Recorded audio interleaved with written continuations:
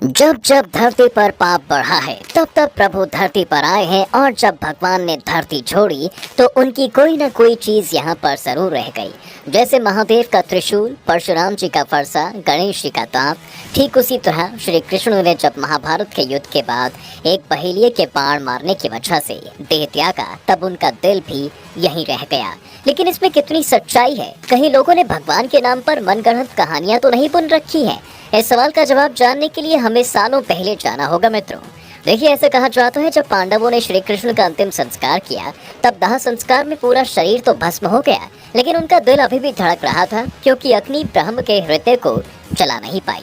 पांडव ये पूरा नजारा देखकर हैरान रह गए। तब आकाशवाणी हुई कि यह ब्रह्मा का हृदय है, इसे जल में प्रवाहित कर दो। इसके बाद पांडवों ने हृदय को जल में प्रवाहित कर दिया और कुछ देर बाद पूरा द्वारका नगरी समुद्र में समा गया और भगवान का हृदय लोहे के मुलायम पिंड में परिवर्तित हो जाता है। वहीं अवंतिकापुरी के राजा इंद्रदयुम्न भगवान विष्णु के बहुत बड़े भक्त हुआ करते थे और उनके दर्शन की इच्छा रखते थे।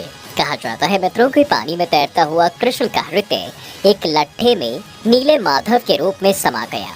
पानी में बहता हुआ ये लट्ठा उड़ीसा के तट पर पहुंच गया।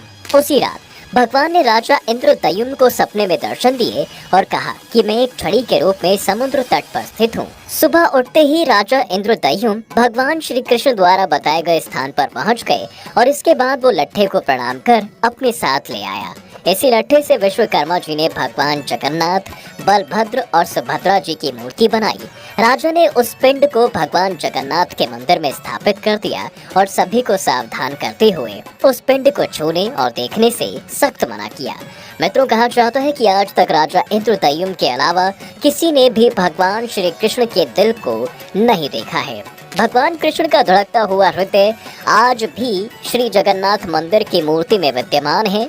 भगवान श्री कृष्ण के इस हृदय को ब्रह्म पदार्थ कहा गया है। श्री जगन्नाथ की मूर्ति नीम की लकड़ी से बनी है, जिसे प्रत्येक 12 साल में बदल दिया जाता है। भगवान जगन्नाथ की मूर्ति बदलते समय इस ब्रह्म पदार्थ को पुरानी मूर्ति से निकालकर नई मूर्ति में स्थापित किया जाता है। जब यह अनुष्ठान किया जाता है तो उस समय पूरे शहर की बिजली काट दी जाती है। इसके बाद मूर्ति बदलने वाले मंदिर के पुजारी भगवान के शरीर को बदल देते हैं। इस दौरान पुजारी की आंखों पर भी पट्टी बंधी होती है और हाथों में दस्ताने पहनाए जाते हैं। मित्रों, ऐसा माना जाता है कि गलती से भी अगर कोई ब्रह्म पदार्थ देख लेता है तो उसकी तुरंत मृत्यु हो जाती है। मूर्ति बदलने वाले पुजारी का भी कहना है कि इस प्रक्रिया को जब किया जाता है तो इस दौरान ऐसा महसूस होता है जैसे हाथ पर कोई खरगोश कूद रहा हो। दोस्तों, स्कंद पुराण की माने तो तभी राजा इंद्रदयुम्न ने आषाढ़ शुक्ल द्वितीया के दिन भगवान को उनकी जन्मभूमि जाने की व्यवस्था की। उसी समय से ये परंपरा रथ यात्रा के रूप में चली आ रही है। इस मंदिर का पहला सबूत द्वापर युग के वन पर्व में मिलता है। आज के मौजूदा समय में जो मंदिर है वो 7वीं सदी में बनवाया गया था, लेकिन इस मंदिर का निर्माण ईसा पूर्व 2 में हुआ था। दरअसल 1174 ईस्वी में ओडिशा पर राज करने वाले अनंग भीमदेव ने इसको एक बार फिर से सही करवाया था। इस मुख्य मंदिर के करीब लगभग 30 छोटे बड़े मंदिर बने हुए हैं। तो मित्रों, ये तो था भगवान और उनकी मूर्ति से जुड़ा रहस्य। अब आपको एक बात और बताते हैं कि हर साल निकलने वाली रथ यात्रा के लिए रथ को कैसे तैयार किया जाता है। आपको बता दें, यात्रा के लिए रथों को बनाने के लिए नीम की पवित्र लकड़ी का इस्तेमाल किया जाता है, जिसे दारू कहा जाता है। दरअसल इसका इस्तेमाल एक खास कारण के चलते किया जाता है। इसकी खासियत यह है कि रथों को बनाने में किसी तरह की कील, कांटों और धातु नहीं प्रयोग किया जाता। रथों को बनाने के लिए लकड़ी बसंत पंचमी के मौके पर ही चुन ली जाती है और बनाने का काम अक्षय तृतीया पर शुरू होता है। वहीं जब तीनों रथ तैयार हो जाते हैं तब छर पहनरा नाम का एक पारंपरिक अनुष्ठान भी किया जाता है, जिसमें पूरे शहर के गजपति राजा पालकी में यहाँ पर आते हैं और इन तीनों रथों की आराधना करते हैं। इतना ही नहीं, वो सोने की झाड़ू से रथ, मंडप और पूरे रास्ते को भी साफ करते हैं। वहीं जब रथ यात्रा जगन्नाथ मंदिर से निकलती है तो वो सीधा गुंडीचा मंदिर पहुंचती है। रथ यात्रा के एक दिन पहले सभी श्रद्धालु मिलकर मंदिर को साफ जल से धोते हैं। इस कार्यक्रम को गुंडीचा मार्चिंग के नाम से जाना जाता है। लेकिन मित्रों, आपने कभी सोचा है कि रथ यात्रा में 3 रथ क्यों चलते हैं? दरअसल बलराम जी के रथ को ताल ध्वज कहते हैं, जिसका रंग लाल और हरा होता है। देवी सुभद्रा के रथ को दर्प दलन या फिर पद्म रथ कहा जाता है, जो काले, नीले और लाल रंग का होता है। वहीं भगवान जगन्नाथ के रथ को नंदी घोष या गरुड़ ध्वज कहते हैं, इसका रंग लाल और पीला होता है। मित्रों, जब यात्रा की शुरुआत होती है तब सबसे आगे बलराम जी का रथ, बीच में देवी सुभद्रा का रथ और अंत में सबसे पीछे भगवान जगन्नाथ का रथ होता है। इसे उनके रंग व ऊंचाई से पहचाना जाता है। कृष्ण जी का रथ 45.6 फीट ऊंचा, बलराम जी का रथ 45 फीट ऊंचा और देवी सुभद्रा का रथ 44.6 फीट ऊंचा होता है। इतना ही नहीं दोस्तों, ब्रह्म और स्कंद पुराण की माने तो यहाँ भगवान नारायण पुरुषोत्तम नील माधव के रूप में अवतरित हुए और सबर जनजाति के परम पूज्य देवता बन गए। कुछ समय बाद नील माधव को भगवान नारायण के 8वें अवतार लड्डू गोपाल के रूप में पूजा जाने लगा। साथ ही उनके बड़े भाई बलभद्र जी और उनकी बहन सुभद्रा जी भी यहाँ पूजे जाते हैं। बता दें कि प्रभु राम ने रावण के अनुज विभीषण को अपने इक्ष्वाकु वंश के कुल भगवान जगन्नाथ की पूजा अर्चना करने को कहा था। आज भी यह मंदिर में विभीषण वंदापना की परंपरा कायम है। यहाँ पुरुषोत्तम हरि को प्रभु राम का रूप माना गया है। इतना ही नहीं, इस मंदिर के गुम्बद को देख पाना नामुमकिन है, क्योंकि मुख्य गुम्बद की छाया गायब ही रहती है।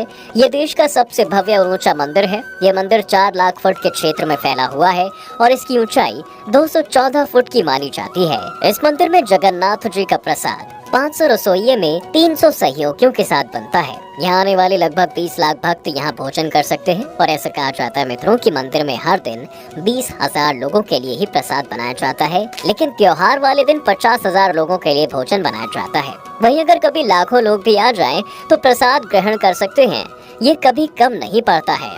वैसे इस मंदिर के भीतर गैर हिंदू धर्म के लोगों का प्रवेश वर्जित है।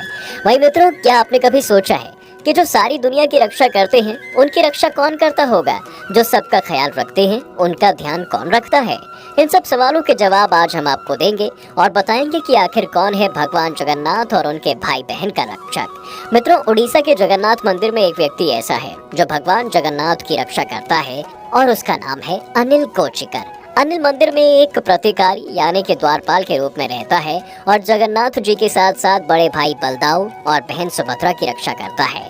कहा जाता है कि अनिल का परिवार सालों से भगवान के रक्षक का काम करता रहा है। अनिल से पहले उसके माता पिता भी इस मंदिर में भगवान के सेवक बनकर उनकी सेवा करते थे।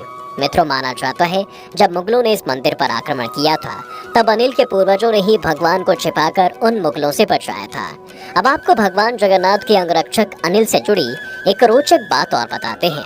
मित्रों, आपको बता दें कि अनिल ने नेशनल और इंटरनेशनल लेवल पर कई मेडल्स हासिल किए हैं। अपनी बेहतरीन बॉडी के लिए फेमस अनिल कोशिकर 7 बार मिस्टर ओडिशा रह चुके हैं। इतना ही नहीं, वो 3 बार ईस्टर्न इंडिया चैंपियन और 4 बार मिस्टर इंडिया का खिताब भी अपने नाम कर चुके हैं।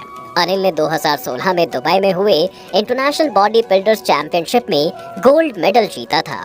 वहीं 2014 में वर्ल्ड चैंपियनशिप जीतकर ब्रॉन्ज मेडल अपने नाम किया था। साल 2020 से 21 में जब कोविड की वजह से सभी भक्त को रथ यात्रा उत्सव में भाग लेने से मना कर दिया गया, तब भगवान जगन्नाथ के सेवक ही उस रथ को खींच रहे थे। इसमें गोचिकर भी शामिल था। सभी सेवकों के साथ मिलकर अनिल ने भी रथ यात्रा का रथ खींचा था और तब से श्री हरि की ऐसी कृपा हुई कि वो इतने फेमस हो गए कि आज दुनिया भर के लोग उन्हें सोशल मीडिया में फॉलो कर रहे हैं। दोस्तों, ये तो हुई मंदिर के रक्षक की बात। अब आपको जगन्नाथ मंदिर से जुड़ी ऐसी बातें बताएंगे जिसे जानकर आप चौंक जाएंगे। दरअसल संत अच्युतानंद दास की लिखी भविष्य मालिका पुस्तक में जगन्नाथ मंदिर से जुड़ी कई भविष्यवाणियां बताई गई हैं, जो कि सच भी हुई हैं। जिसमें से पहली भविष्यवाणी है भगवान जगन्नाथ का अपमान। संत जी ने इस ओर इशारा करते हुए कहा था कि भगवान जगन्नाथ का अपमान होगा और मंदिर की परंपराओं से खिलवाड़ किया जाएगा, और ऐसा हुआ भी। दरअसल परंपरा के अनुसार ये मूर्तियां 12 वर्षों में एक बार बदली जाती हैं। तब पुरानी मूर्तियों को दफना दिया जाता है और लकड़ी की नई मूर्तियां स्थापित की जाती हैं। साल 1996 के बाद 2015 में नई मूर्तियों को स्थापित किया जाना था, लेकिन उस वक्त पंडितों के बीच बहस होने की वजह से मूर्तियों की स्थापना रात में होने के बजाय दूसरे दिन दोपहर में हुई, जो कि 12 घंटे लेट था। इस तरह से यह भविष्यवाणी सच साबित हुई। दूसरी है गुंबद के पत्थर का गिरना।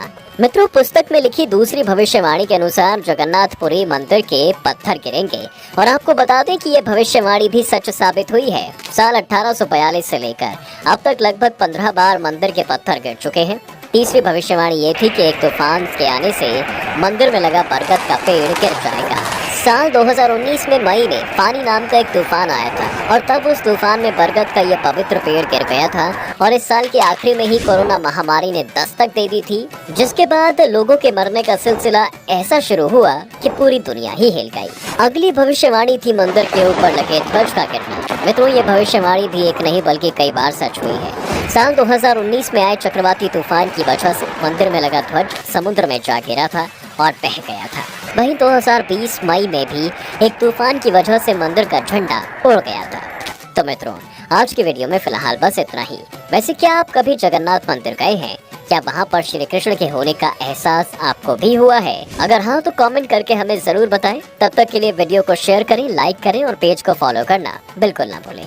वहीं अगर आप सनातन धर्म से जुड़ी किसी भी रहस्य के बारे में जानना चाहते हैं तो हमें कमेंट करके जरूर बताएं और अपनी अगली वीडियो में हम उसी पर बात करेंगे। धन्यवाद।